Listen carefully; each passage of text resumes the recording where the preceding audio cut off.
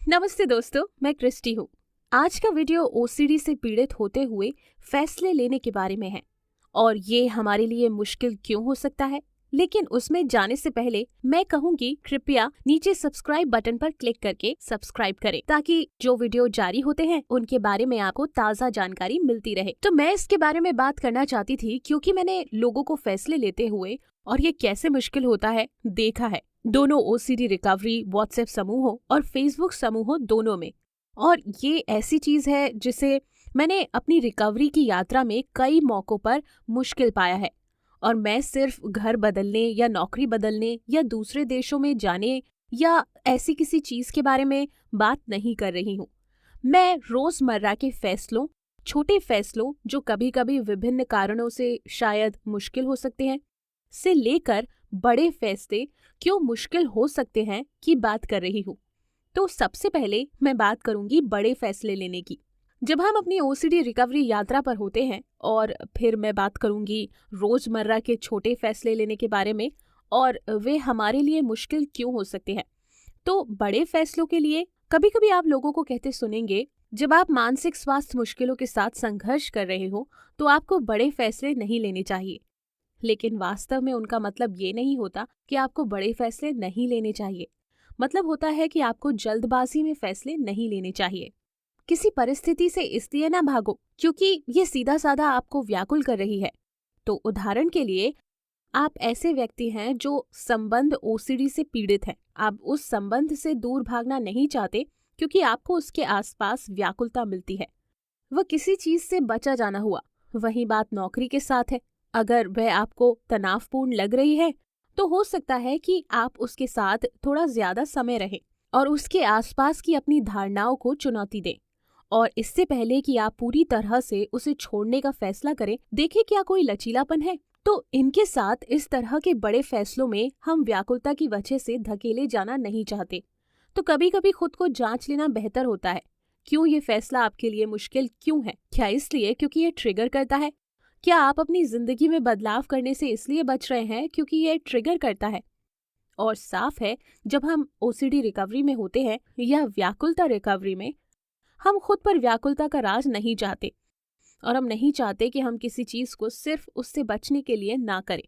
जाहिर है बड़े फैसले हमारे लिए मुश्किल हो सकते हैं क्योंकि हम में से बहुत जो ओसीडी या व्याकुलता से पीड़ित हो सकते हैं, उन्हें कुछ चीजों में और लोगों से ज्यादा जोखिम लग सकता है। ऐसा नहीं है कि दूसरे लोग हमारी जैसी तरकीन धारणाएं नहीं रखते, लेकिन हम लोगों की ज्यादा तीव्र भावनात्मक प्रतिक्रिया हो सकती है जब हम किसी चीज के सबसे बुरे परिदृश्य की कल्पना करते हैं। और हम में सबसे बुरे परिदृश्यों की कल्पना करने की कहीं ज्यादा प्रतिभा हो सकती है, तो हमारे लिए गलत बड़े फैसले लेने का जोखिम ज्यादा हो जाता है और भद्दा बनना शुरू करना। क्या होगा अगर हम गलत फैसला ले ले? तब हम खुद को इस चुनाव पर पूरी तरह से बहुत समय तक दर्द में और बस जहां हम हैं वहीं फंसे हुए पा सकते हैं, क्योंकि हम किसी भी पक्ष को चुनने से बहुत डरे रहे होते हैं। क्योंकि गलत चुनावों से हमारी दोस्ती है, तो अनिवार्य रूप से आप अंत में उस बुरे चुनाव को करने से खुद को रोक लेते हैं। अक्सर जब जीवन के बड़े फैसले लेने की बात आती है, डर होता है गलती ना हो जाए। इसलिए यहाँ एक बार फिर ये हमें उन फैसलों को लेने में मदद करने के लिए जो उन चुनावों पर आधारित हो जो हम करना चाहते हैं, ना कि उन पर जो हम डर से लेते हैं। यह स्वीकार्यता के खंड की ओर देखता है, तो हम स्वीकार करने पर काम करना चाहते हैं। ठीक है, यहाँ चीजों का सबसे बुरा परिदृश्य क्या है? मैं कोई बड़ा फैसला लेती हूँ और इससे किसी और पर बहुत बुरा प्रभाव पड़ता है, या मैं और मेरे परिवार को इसकी वजह से पैसे का नुकसान होता है, या मैं दूर जाने का फैसला करती हूँ और मेरा साझेदार वाकई नाखुश है, या आप जानते हैं, तो वहाँ हम पर जिम्मेदारी हो सकती है। तो उसका एक बड़ा भाग है बिना शर्त खुद को स्वीकार करना। समय समय पर हमें गलत चुनाव करने की छूट होती है। ये सभी अनुभव हैं जो हमारे अनुभव के बैंक में जाते हैं, जो हमें वो बनाते हैं जो हम हैं। तो इंसान के तौर पर हम प्रकृति से ही भूल करने वाले हैं, तो इसलिए हमें गलत चुनाव करने की छूट होती है। निजी तौर पर भी मेरी जिस चीज ने मदद की वह थी उन दूसरे लोगों को देखना जो ओसीडी से पीड़ित नहीं है, और देखना कि वह अपने चुनाव कैसे करते हैं, और निश्चित ही वो जोखिम उठाते हैं, लेकिन वे इसे बहुत बड़े जोखिम के रूप में नहीं देखते। और मैं खुद से पूछती हूँ, वह व्यक्ति क्यों? मेरे लिए उस व्यक्ति का वह जोखिम लेना क्यों स्वीकार्य है, लेकिन अपने लिए इतना स्वीकार्य नहीं है? वह व्यक्ति क्यों जोखिम ले पाता है, उन चीजों के पीछे जा सकता है जो उसे चाहिए, वह चुनाव कर सकता है जो उसके लिए अच्छे हैं, वह खुशी के पीछे जा सकता है और मौके ले सकता है और गलतियां करने का जोखिम ले सकता है, लेकिन मैं नहीं ले सकती। क्यों? मैं खुद को वो क्यों नहीं करने दे सकती? तो उस जवाब ने वाकई मेरी मदद की, क्योंकि वास्तव में ऐसा है।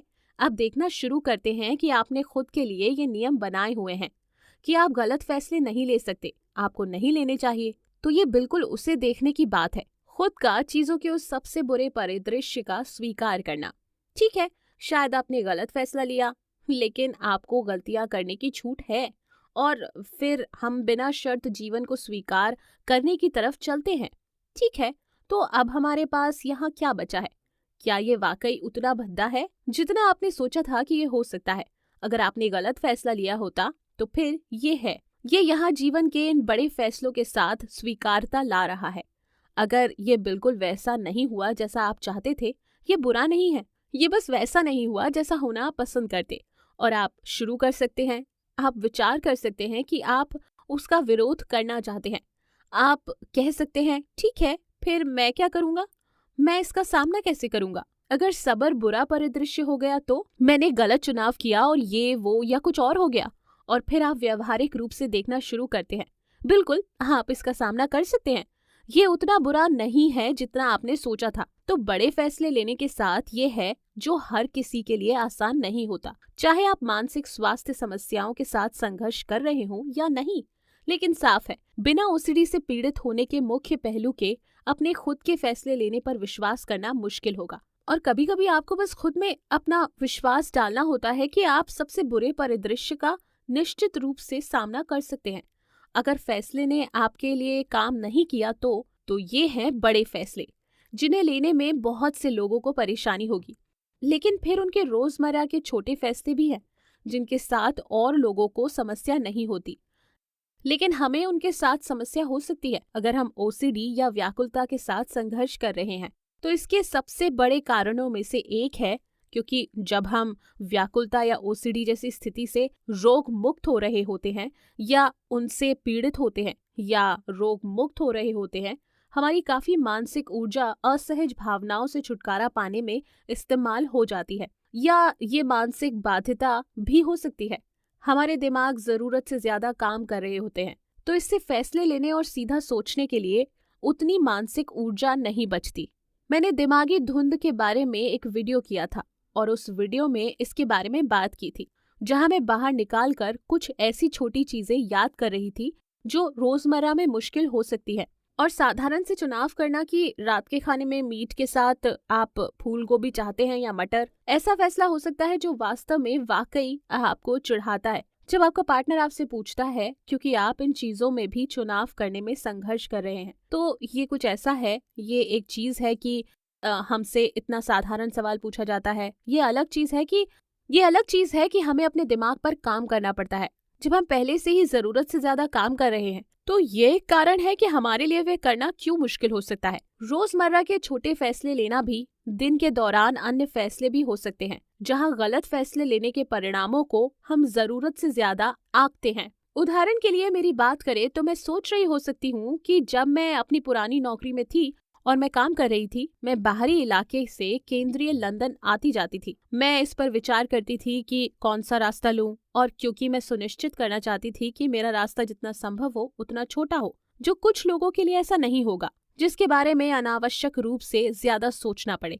लेकिन मुझे वो बहुत बड़ा लगता था क्योंकि मैं समय को बचाने को बहुत महत्व देती थी, क्योंकि मैं अपनी नौकरी से बहुत थकी हुई थी और मैं अपनी ओसीडी रिकवरी पर काम करने की कोशिश कर रही थी। तो मैं इसे बहुत भद्दा बना रही थी। मैं भद्दा बना रही थी अगर मैं जिम नहीं पहुंच पाई, और अगर मैं रात का खाना 7 बजे से पहले नहीं खा पाई। जब मैं चीजें करती थी, मैं जरूरत से ज्यादा नियंत्रित करने की कोशिश कर रही थी, ये सुनिश्चित करने के लिए कि ऐसा कुछ नया हो जो दिन में मुझे तनाव दे, और ताकि मैं सुनिश्चित कर सकूं कि हर चीज वैसे कर सकूं जैसी मैं चाहती थी। इसलिए मैं इस बात पर बहुत ज्यादा विचार करती थी कि कौन सी रेलगाड़ी लूं, क्योंकि गलत वाली पकड़ने के परिणाम मुझे बहुत बड़े महसूस होते थे उस समय जब मैं बहुत संघर्ष कर रही थी।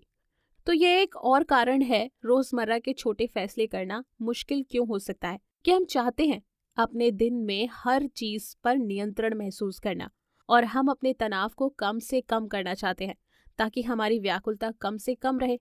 तो अगर आप इसके बारे में सोचें, इस तरह की चीजों के बारे में इस तरह से विचार करना किसी भी ऐसी चीज से बचने की कोशिश का एक तरीका है जो आपको आपकी दिनचर्या से हटा दे या ऐसा ही कुछ करे। ये एक तरह से लगभग हमारे दिन में कोई भी लचीलापन न आने देने की इच्छा रखने जैसा है। तो इस प्रकार की चीजों से संदर्भ में मैंने पाया, मूल रूप से जब मुझे रोजमर्रा के फैसले लेना मुश्किल लगता था, मैंने खुद को अलग तरीके से प्रतिक्रिया देते हुए पाया। कई बार मैंने पाया कि मैं फैसला लेने को बिल्कुल ही मना कर देती थी, जैसे रात में खाने के लिए मुझे कोई छोटा फैसला लेना हो, क्योंकि मुझे नहीं लगता मुझ में मानसिक क्षमता थी। और इसका एक और कारण था, असल में मेरे लिए है क्योंकि मैं हर चीज के बारे में सोचने में बहुत समय लगाती हूँ। मुझे लगता था मैं ये नहीं कर सकती, मैं यहाँ जल्दी से फैसला नहीं ले सकती, इसलिए मैं इसके बारे में बिल्कुल सोचूंगी ही नहीं। और फिर थोड़ी देर बाद मुझे लगता था ठीक है, मुझे खुद पर विश्वास करना और फैसले लेना शुरू करना होगा। तो तब से मैं किसी चीज के बारे में कुछ नहीं सोचती थी और बस तुरंत फैसले ले लेती थी, क्योंकि मैं सोचती थी कि नहीं, मैं ये दोबारा कभी नहीं करूंगी, मैं फैसला लेने के लिए मना नहीं करूंगी। लेकिन मैं इसके बारे में सोचने से मना करती हूँ तो मैं बस वो करूंगी। तो फिर से वो एक तरह से बचना हुआ, क्योंकि मैं इसके बारे में सोचने से मना कर रही हूँ। ऐसी छोटी चीजें जैसे कि रात के खाने में मुझे क्या खाना है या रात के खाने के लिए कहाँ जाना है, तो ऐसी चीजें जो मैंने खुद को बहुत अच्छी तरह से करते हुए देखा है, एक तरह से इसके बारे में सोचने से बचना है। तो जैसे हम कोई फैसला नहीं ले रहे या जल्दी से फैसला लेते हैं बिना उसके बारे में सोचे हुए, तो यहाँ मुझे लगता है यह मेरी सलाह होगी और इसे ही मुझे खुद के लिए भी लागू करना होगा। अगर आप किसी चीज से बच रहे हैं तो शायद आपको उससे ना बचने की कोशिश करनी चाहिए और शायद आपको थोड़ा इसके बारे में विचार करना चाहिए। लेकिन उस रात आपको रात के खाने के लिए जाना चाहिए, क्योंकि आप क्यों नहीं जाएं और चुनाव करने का मौका मिले कि रात में खाने के लिए कहाँ जाना है और आपकी क्या खाने की इच्छा है, मटर या फूल गोभी। तो इन छोटे फैसलों को लेने से ना बचें और इन्हें हर समय दूसरों पर डालने की कोशिश ना करें, सिर्फ इसलिए कि आप इसके बारे में सोचने की परेशानी नहीं उठाना चाहते या आप नहीं चाहते आपको इस पर चर्चा करनी पड़े या सामने वाला व्यक्ति खुश नहीं होगा और फिर इसे आपकी गलती माना जाएगा या कुछ भी, क्योंकि ये सब बचने वाले व्यवहार हैं और ये सब असहज होने से बचना होता है और ये उन चीजों में से एक है जो हमें ओसीडी चक्र में ले आती है। तो ये छोटी चीजें जो हम छोटी चीजों को बदलने के लिए कर सकते हैं, जैसे रोजमर्रा छोटे फैसले लेना, ये वे सब छोटी चीजें हैं जो हम कर सकते हैं और अपने व्यवहार करने के तरीके को बदल सकते हैं ताकि अपने ओसीडी को लंबे समय तक दूर रख सके। क्योंकि यह कोई बहुत बड़ी बात नहीं लग सकती, लेकिन ये एक छोटी सी चीज होती है जो आपकी मदद करती है, एक तरह से आपके दिमाग को दिखाती है कि आप असहज होने के इच्छुक हैं।